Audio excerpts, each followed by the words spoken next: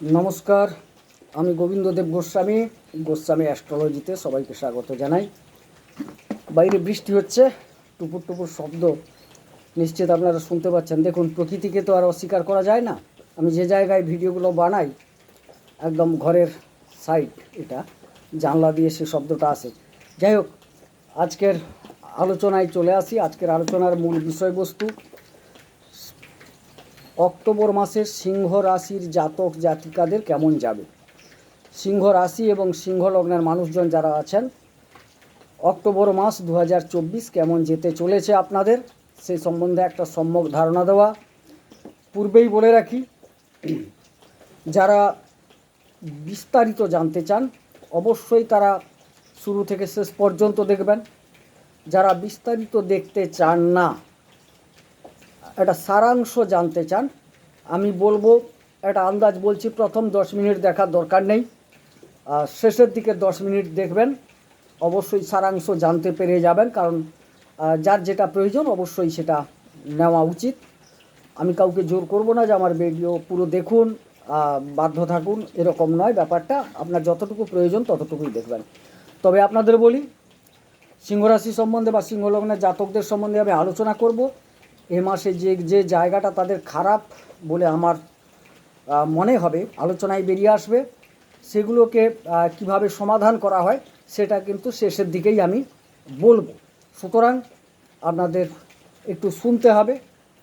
সবাইকে পুনরায় স্বাগত জানিয়ে আজকে শুরু করছি সিংহ রাশি সিংহ লগ্নের জাতক জাতিকাগণের অক্টোবর 2024 কেমন যাবে। কালপুরুষ চক্র দেওয়া আছে এখানে। মেষ, বৃষ, মিথুন, কর্কট, সিংহ, কন্যা, তুলা, বৃশ্চিক, ধনু, মকর, কুম্ভ, মীন, 12টি রাশি, 27টি নক্ষত্র, 9টি গ্রহের অবস্থান ইত্যাদি একটা মিলিয়ে মিশিয়ে তাদের যে ফল, সেই ফলটা আপনাদের সামনে তুলে ধরবো। কালপুরুষ চক্রের পঞ্চম ঘর সিংহ রাশি, যেখানে আমি 1 লিখে রেখেছি, এটা হচ্ছে সিংহ রাশির ঘর। সাধারণত সিংহ রাশির মানুষজন একটু পরাক্রমশালী হন, তারা একটু সততা ভালোবাসেন, গোপনীয়তা তারা পছন্দ করেন না খুব একটা।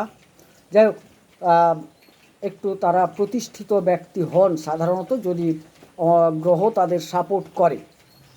যাই হোক, ছোট্ট করে বললাম, এবারে মূল আলোচনায় চলে যাই। কারণ ভিডিও বেশি বড় হলে আপনারাও শুনতে চান না। সেক্ষেত্রে আমার যতটা ছোট্ট করে সম্ভব এবং যেটুকু আপনাদের প্রয়োজনীয় বস্তু সেটুকুই আমি বলছি। 1 নম্বর ঘর, অর্থাৎ এটাই সিংহ রাশির ঘর। তো এখানে তনুস্থান বিচার করা হয়, শরীর বিচার করা হয়। এই জায়গায় সিংহ রাশির অধিপতি হচ্ছেন রবি, অর্থাৎ সূর্যদেব। এই রবি বর্তমান 2য় ঘরে অবস্থান করছেন এবং অক্টোবরের 10 তারিখ পর্যন্ত বুধ থাকছেন এবং 16 তারিখ পর্যন্ত রবি থাকছেন তার 2য় ঘরে। অর্থাৎ এই রাশির অধিপতি বা লগ্নের অধিপতি তিনি কিন্তু তার 2য় ঘরে থাকছেন এবং 16 তারিখ পর্যন্ত, এবং বুধ সাথে থাকছেন 10 তারিখ পর্যন্ত। বুধ হচ্ছে, এটা কন্যা রাশির ঘর, উচ্চস্থ জায়গা, বুধের উচ্চস্থল। সুতরাং এক্ষেত্র থেকে বলা যায় যে যেহেতু তিনি 2য় গেছেন, খারাপ জায়গা নয়, বুধাদিত্য যোগ তৈরি হয়েছে। কেতু যুক্ত আছে অবশ্য, কেতুর কোনো স্থান পরিবর্তন হবে না এই অক্টোবরে। বুধাদিত্য যোগ তৈরি হয়েছে 10 তারিখ পর্যন্ত এবং 16 তারিখ পর্যন্ত রবি থাকবেন। বুধ কিন্তু 11 তারিখ চলে আসছেন তুলা রাশিতে। শরীর স্বাস্থ্য সম্বন্ধে বলা যায় যে মোটামুটি 10 তারিখ পর্যন্ত খুব ভালো থাকবে, 16 তারিখ পর্যন্তও ভালো থাকবে। তৎপরবর্তীকালে কিঞ্চিত অসুবিধা হলেও আপনাদের একটু দেখতে হবে 6 নম্বর ঘর থেকে, অর্থাৎ মকর রাশির অধিপতি 7মে বসছেন, আনন্দময় গৃহ। সুতরাং খুব একটা খারাপ যাওয়ার কথা নয়। যারা পুরাতন রোগে ভুগছেন তাদের একটু সচেতন থাকতে হবে 16 তারিখের পর। আদারওয়াইজ এখানে কোনো আমি কিন্তু খারাপ দেখতে পাচ্ছি না। সিংহ রাশি বা সিংহ লগ্নের মানুষজনের পুরাতন রোগ বা ক্রনিক রোগ যাদের আছে তারা একটু ডাক্তার দেখিয়ে নেবেন। বড় কোনো ধরনের রোগ ব্যাধি কিন্তু পরিলক্ষিত হচ্ছে না। 2য় স্থান থেকে আমরা সাধারণত ধন, অর্থ, টাকা পয়সা ইত্যাদি বিবেচনা করি। সেই জায়গায় লগ্নপতি বসছেন কোথায়? লগ্নপতি দ্বিতীয় ঘরে বসছেন, অর্থাৎ দ্বিতীয় স্থান ধনুস্থান। সেখানে বললাম যে 10 তারিখ, অক্টোবরের 10 তারিখ পর্যন্ত একটা বুধাদিত্য যোগ তৈরি হয়েছে। এই যোগটা জ্যোতিষশাস্ত্রের একটা বিরল এবং খুব ভালো যোগ। সেই জায়গায় 10 তারিখ পর্যন্ত আপনাদের অর্থনীতি বা অর্থনৈতিক দিক অত্যন্ত অত্যন্ত শুভ যাবে। তারপরে বুধ চলে আসবেন, ঠিক আছে, কিন্তু যেহেতু লগ্নপতি ধনুস্থানে আছেন রবি, 16 তারিখ পর্যন্ত আপনাদের আর্থিক দিক খুব ভালো যাবে। তৎপরবর্তীকালে কী হচ্ছে, রবি কিন্তু তুলা রাশিতে চলে আসছেন এবং তিনি নিচস্থ হচ্ছেন, অর্থাৎ লগ্নপতি নিচস্থ হওয়ার সুবাদে 16 তারিখের পর আপনাদের শারীরিকও কিঞ্চিত সমস্যা দেখা দেবে। এবং দ্বিতীয়ত আপনাকে ভাবতে হবে পরাক্রমতার ক্ষেত্রে, সিংহ রাশির মানুষজন একটু পরাক্রমী হন, তো পরাক্রমতার ক্ষেত্রে আপনাদের একটু ভাবতে হবে, একটু বিনয়ী হতে হবে। কারণ পুরো অক্টোবর মাসটা থেকে যাচ্ছেন, 16 তারিখ থেকে পুরো অক্টোবর মাসটা রবি থাকছেন ওখানে, যার জন্য আপনাদের একটু বিনয়ী হওয়ার দরকার আছে। যাই হোক, ধনুস্থান 16 তারিখ পর্যন্ত মোটামুটি ভালো দেখাচ্ছে।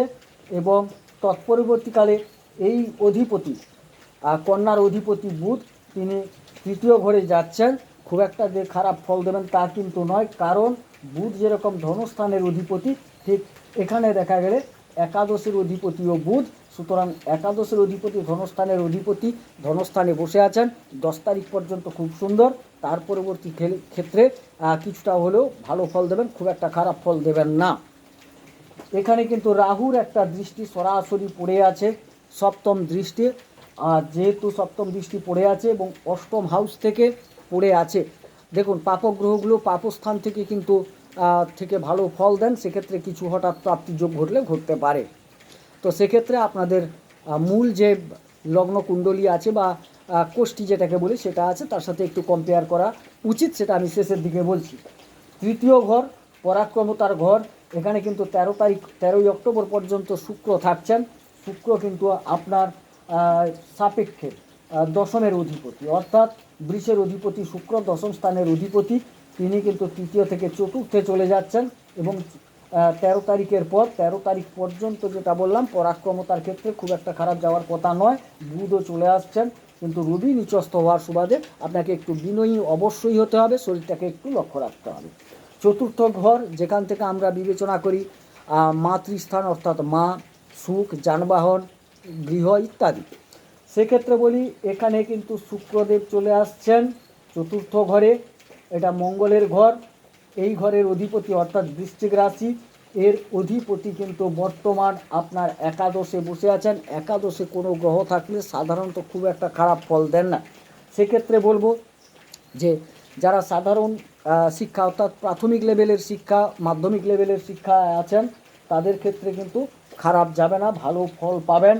এবং এখানে একটু যেটা বিবেচনা করা হয় ঘর বাড়ি ইত্যাদি, জমি জমা ইত্যাদি, এক্ষেত্রে কিন্তু যারা জমি জমা কেনা বেচা করতে চাইছেন তারা অবশ্যই করতে পারেন, সেখানে কোনো অসুবিধা হওয়ার কথা নয়।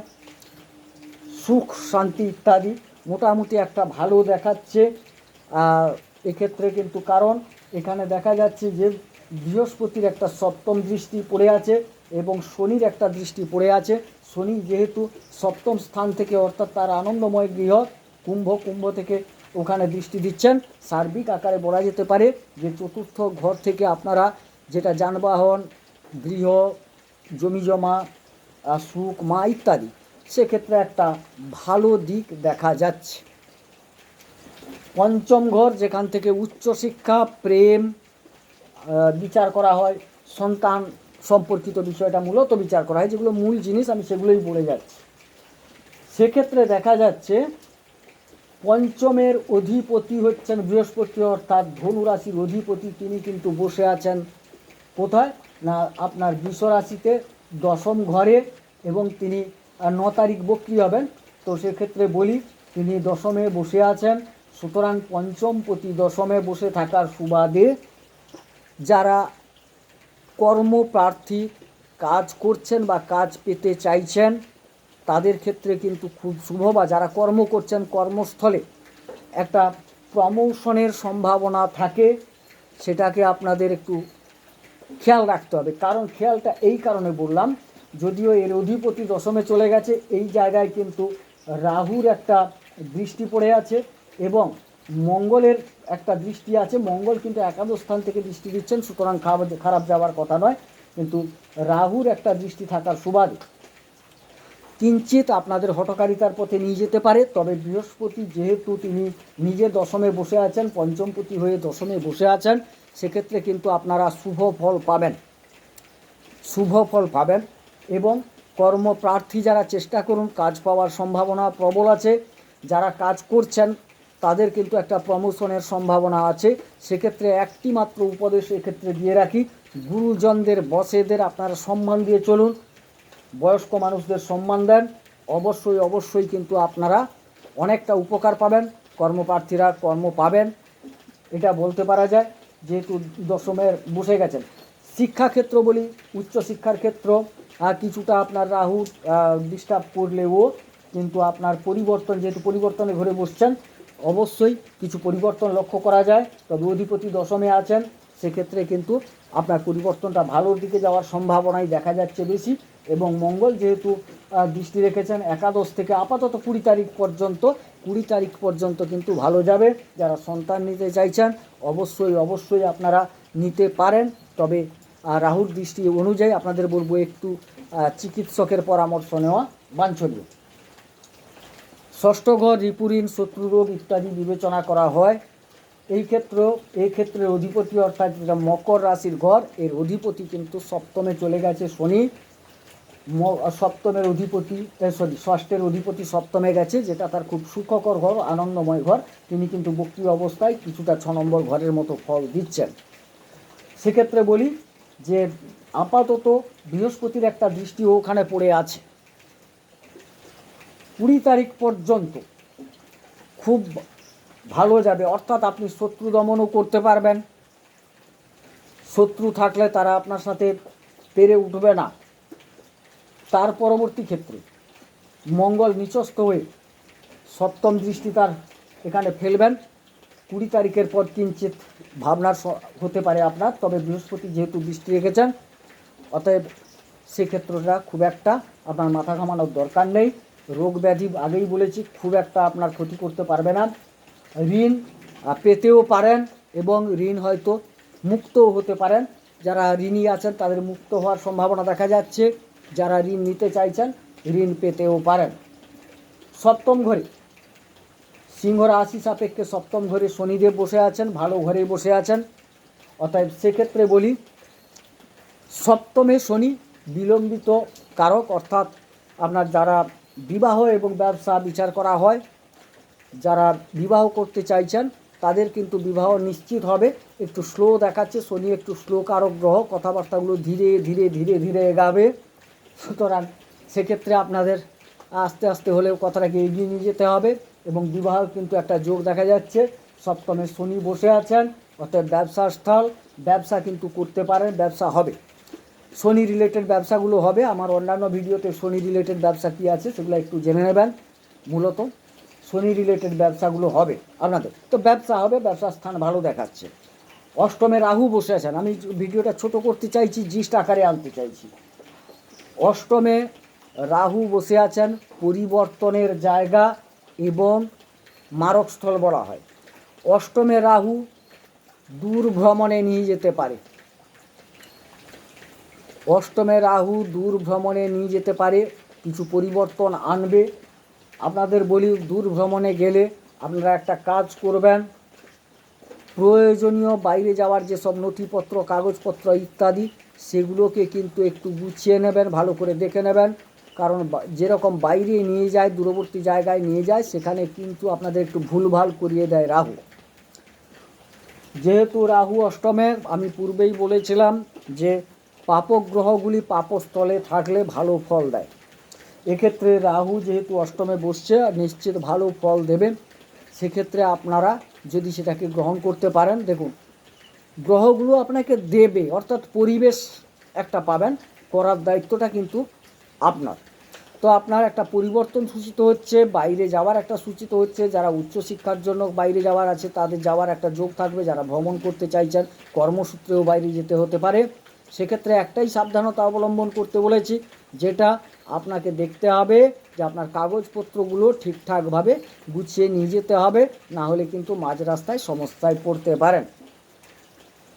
নবম স্থল, হ্যাঁ এখানে আর একটা ভালো কথা, এই অষ্টমের অধিপতি বৃহস্পতি কিন্তু দশমে, সুতরাং হঠাৎ করে কাজের কোনো কর্মক্ষেত্রেও পরিবর্তন আসতে পারে। সুতরাং পরিবর্তনটা যেহেতু বৃহস্পতি বসছেন, পরিবর্তনটা ভালোর দিকে যাওয়ার সম্ভাবনাটাই বেশি দেখাচ্ছে। নবম মেষ রাশি, নবমের অধিপতি হচ্ছে মঙ্গল, একাধারে মঙ্গল নবম এবং চতুর্থের অধিপতি হয়ে একাদশে বসছে। চতুর্থ স্থান সুখ, যানবাহন, ভূমি, আগেই বলেছি, মা ইত্যাদি। নবম স্থল হচ্ছে ভাগ্যস্থল, অর্থাৎ এইসব যে জিনিসগুলো আপনাকে বললাম, এক্ষেত্রে আপনি জায়গা কিনুন, জমি কিনুন, সুখ স্বাচ্ছন্দ্য ইত্যাদির ক্ষেত্রে ভাগ্য কিন্তু আপনাকে যথেষ্ট সাথ দেবে। এবং মঙ্গল বসে আছেন কোথায়? একাদশে, সুতরাং ভাগ্য আপনাকে সাথ দেবে, অতএব ভাগ্যের সহায়তা অবশ্যই পাবেন। মানুষ কি কি চায় ভাগ্য থেকে? একটু সুখ স্বাচ্ছন্দ্য চায়, একটু অর্থ চায়, একটু ভালো থাকতে চায়, শরীরটা যেন ভালো থাকে, আরও অন্যান্য থাকে। তো মূলত সেক্ষেত্রে আপনারা কিন্তু মঙ্গলের একটা সাপোর্ট অবশ্যই পাবেন। এবং পরিবর্তন, অর্থাৎ দ্বাদশ দৃষ্টি রেখেছে রাহু, শনি আনন্দময় ঘর থেকে দৃষ্টি রেখেছেন আপনার ভাগ্যস্থলে, সুতরাং রাহুর অষ্টম দৃষ্টি অষ্টম স্থান থেকে দৃষ্টি দিয়েছেন এবং শনি তার আনন্দময় ঘর থেকে দৃষ্টি দিয়েছেন। 9ই অক্টোবর বৃহস্পতি বক্রী হয়ে ঠিক নবমের মতো ফল দেবেন। সুতরাং সার্বিকভাবে বলা যায় সিংহ রাশির একটা ভালো সময় চলবে অক্টোবর মাসটা জুড়ে। এবারে বলি যে যেহেতু মঙ্গল 20 তারিখের পর নিচস্থ হচ্ছেন, তখন গিয়ে কিঞ্চিত আপনাদের বিষয়টাকে ভাবতে হবে এবং সচেতন থাকতে হবে। আমি যখন আসবো দ্বাদশ ঘরে আলোচনায় তখন বলবো। যাই হোক, ভাগ্যের সহায়তা পাবেন চতুর্থ ঘর থেকে, যেগুলো বললাম সেগুলো কিন্তু ভাগ্যের দ্বারা আপনার কর্মপ্রচেষ্টায় সেগুলো আপনি পাবেন এবং উপার্জনও আপনার ভালো হবে। এই কারণে দশমে বৃহস্পতি বসে আছেন এবং এই জায়গার অধিপতি অর্থাৎ বৃষের অধিপতি শুক্রদেব কিন্তু চতুর্থে, অর্থাৎ সেই সুখ আনন্দ, মা, যানবাহন ইত্যাদি যেখান থেকে বিচার করা হয় সেখানে চলে এসছেন এখানে। এবং তিনি কি করেছেন? সরাসরি দশমের দৃষ্টি রেখেছেন। খুব মজার ব্যাপার। অতএব বৃহস্পতির দৃষ্টি পড়ছে আবার ওখানে, সুতরাং এখানে দেখা যায় যে শুক্রদেব নিজের ঘরে দৃষ্টি রাখবেন 13 তারিখের পর। বৃহস্পতি বসে আছেন, তিনি বক্রী হয়ে কিছুটা নবমের ফল দেবেন, দশমে তো আছেন, দশমের ফল দেবেন। সুতরাং কর্মস্থল কিন্তু আপনার ভালো দেখাচ্ছে, কর্মপ্রাপ্তির যোগ ভালো দেখাচ্ছে, কর্মস্থলে সম্মান বৃদ্ধির যোগ ভালো দেখাচ্ছে। তৎপরবর্তী ভাগ্যপতি যেহেতু উপার্জনস্থলে, উপার্জনও ভালো হবে। সুতরাং আমি বলে রাখি, এবারে মঙ্গল কিন্তু চলে এসছে একাদশে। এবার তাইলে একাদশে ভাগ্যপতি, চতুর্থপতি একাদশে চলে এসছে, উপার্জনে ভাগ্যের সহায়তা অবশ্যই পাবেন। এবং কর্মস্থলে বৃহস্পতি বসে আছেন এবং কর্মস্থলের অধিপতি যেহেতু চতুর্থে প্রবেশ করে সরাসরি সপ্তম দৃষ্টি দিচ্ছেন, কর্মস্থল ভালো যাবে। এবং 20 তারিখের পর মঙ্গল যখন নিচস্থ হবে, কিঞ্চিত আপনাদের সাবধান থাকতে হবে। এইটুকু আপনাদের বললাম। সার্বিক আকারে বলি, শরীর স্বাস্থ্য এক প্রকার ভালো থাকবে। ধনস্থান ভালো দেখাচ্ছে 16 তারিখের পর। আপনার শরীরকে কিঞ্চিত সাবধান হতে হবে, কারণ রবি নিচস্থ হয়ে যাচ্ছেন, বুধ বসে আছেন ধনস্থানে 10 তারিখ পর্যন্ত এবং ভাগ্যপতির সহায়তা পাচ্ছেন। ভাগ্যপতি উপার্জনে, কর্মের জায়গায় একটা বিশেষ যোগ তৈরি হয়ে যাচ্ছে। সুতরাং কর্ম উপার্জন নিশ্চিতভাবে ভালো থাকছে। শুক্রদেব ঢুকে যাচ্ছেন 13 তারিখ, সেখানে গাড়ি, যানবাহন, মা, সুখ স্বাচ্ছন্দ্য ইত্যাদির যোগ ভালো দেখা যাচ্ছে। পঞ্চমপতি বৃহস্পতি দশমে, সুতরাং সেখান থেকে একটা ভালো ফল দেওয়া যাচ্ছে। শিক্ষাক্ষেত্র, প্রেমের ক্ষেত্র ইত্যাদি একটা ভালো যোগ দেখা যাচ্ছে। সন্তান নেওয়ার যোগও আছে, সুতরাং এক্ষেত্রটাও খারাপ যাবে না। রিপুরিন শত্রু মঙ্গল নিচস্থ হলে কিছুটা সমস্যা এলেও আসতে পারে 20 তারিখের পর। আপাতত 20 তারিখ পর্যন্ত কোনো ভাবনা নেই, বৃহস্পতির দৃষ্টি আছে, বিরাট কিছু ঘটবে না। তবে মঙ্গল নিচস্থ হলে আপনাদের একটু যানবাহন যারা চালান একটু সাবধান থাকতে হবে অবশ্যই অবশ্যই, কারণ মঙ্গল নিচস্থ হয়ে সরাসরি দৃষ্টি দিচ্ছেন, সাবধান থাকবেন। ব্লাড রিলেটেড কোনো সমস্যা এলেও আসতে পারে, সেক্ষেত্রে বৃহস্পতির দৃষ্টি আছে মানে খুব একটা বিরাট কিছু দেখা যাচ্ছে না। সপ্তমে শনি একটু বিলম্ব কারক গ্রহ, কিন্তু তার আনন্দময় ঘরে বসে আছেন, ব্যবসা এবং বিবাহ ক্ষেত্র খুব একটা খারাপ দেখাচ্ছে না এক্ষেত্রে বলতে পারি। অষ্টমে রাহু পরিবর্তন অবশ্যই একটা সূচনা করছে এবং তার দ্বাদশ দৃষ্টি ভাগ্যের উপর পড়ে আছে, সেখানে শনি বক্রী হয়ে আসছেন 9 তারিখের পর। বক্রী হয়ে বলতে বক্রী অবস্থায় ওখানে নবমের মতো ফলটা দেবেন এবং শনি তার তৃতীয় দৃষ্টি রেখেছেন, সুতরাং ভাগ্যস্থল ভাগ্যাধিপতি একাদশের সব মিলিয়ে ভাগ্যস্থল কিন্তু ভালো এবং একটা শুভ পরিবর্তন যোগ দেখা যাচ্ছে। এরপর দশম স্থল কর্মস্থল, কর্মস্থলে বৃহস্পতি বসে আছেন, কর্মস্থলের অধিপতি বিশ্বের অধিপতি 13 তারিখ চলে যাচ্ছেন চতুর্থে, চতুর্থ থেকে সরাসরি তার সপ্তম দৃষ্টি কর্মস্থলের উপর। কর্মস্থলে অবশ্যই অবশ্যই ভালো যাবে, কর্মপ্রাপ্তি ঘটতে পারে, কর্মস্থলে সম্মান বৃদ্ধি হতে পারে এবং কর্ম করা মানে একটা উপার্জন দরকার। ভাগ্যপতি চতুর্থপতি মঙ্গল কিন্তু একাদশে উপার্জন অবশ্যই অবশ্যই দেখাচ্ছে, কোনো ভাবার দরকার নেই।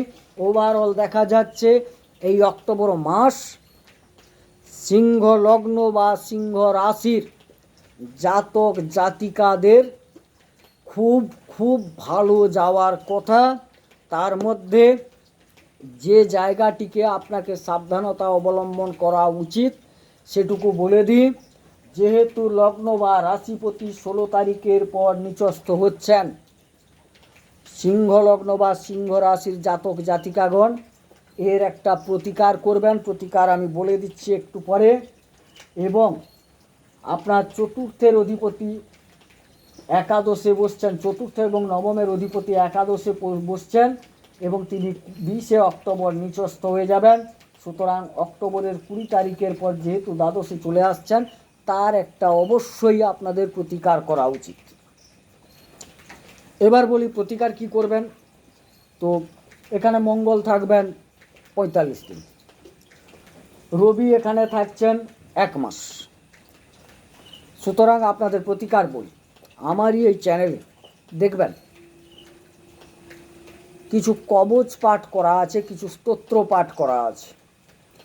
আমি বলবো সিংহ লগ্ন বা সিংহ রাশির যারা জাতক জাতিকা আছেন, একটু আগে থেকে আপনারা মঙ্গলের কবচ বা মঙ্গলের অধিদেবী বগলামুখী স্তোত্র আমারই চ্যানেলে পাঠ করা আছে, প্রত্যহ আপনারা 2 বার পাঠ করুন, না পারলে 2 বার নিষ্ঠার সাথে শ্রবণ করুন, অবশ্যই উপকার পাবেন।